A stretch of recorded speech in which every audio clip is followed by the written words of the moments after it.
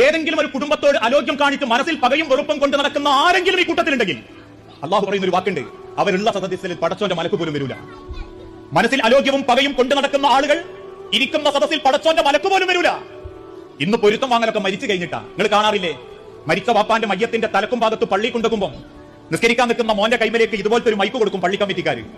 വാപ്പാന്റെ ഉമ്മാന്റെയും തലഭാഗത്തും മധ്യഭാഗത്തും നിൽക്കുന്ന ചില മക്കള് ആ മൈക്ക് കിട്ടുമ്പോഴേക്കും കാണാൻ നെഞ്ചുപൊട്ടി കണ്ണ് നിറഞ്ഞിട്ടൊരു ചോദ്യം, മരിച്ചന്റെ വാപ്പാന്റെ കബറ് വിശാലാവാൻ എന്റെ ഉമ്മ വാക്കുണ്ടോ പ്രവൃത്തിയുണ്ടോ എന്തെങ്കിലും ചെയ്തു വയ്ക്കണ്ടേ, ഓർക്ക് അത് പൊരുത്തപ്പെട്ടു കൊടുക്കണം. അങ്ങനെ ചോദിക്കാൻ ഇസ്ലാം തെളിവില്ല. ഒരു മയ്യത്തിന്റെ തലഭാഗത്ത് വെച്ചും മധ്യഭാഗത്ത് വെച്ചും മക്കൾ വാങ്ങേണ്ടതല്ല പൊരുത്തം. ജീവിച്ചിരിക്കുന്ന കാലത്ത് ഓരോരുത്തരും കൈപിടിച്ച് വാങ്ങേണ്ടതാ പൊരുത്തം. കയറി ചെല്ലാൻ മടിക്കുന്ന കുടുംബത്തിലേക്ക് കയറി ചെല്ലണം. ചിരിക്കാൻ മടിക്കുന്നവരോട് സലാം പറയണം. മുഖത്തോട് നോക്കാത്തവന്റെ മുൻപിലേക്ക് കയറി നിന്നിട്ട് അവനോട് സലാം പറയണം. അവർക്കാ പടച്ചറപ്പ് പറഞ്ഞ പുണ്യം. അവസാനം മരിക്കുന്നവരെ ആ പണക്ക് കൊണ്ടുനടക്കും ചിലര്. എന്നിട്ട് 6 അടി മണ്ണിലേക്ക് വെച്ചാലും കുടുംബം നന്നാവൂല. എത്ര മനുഷ്യന്മാർ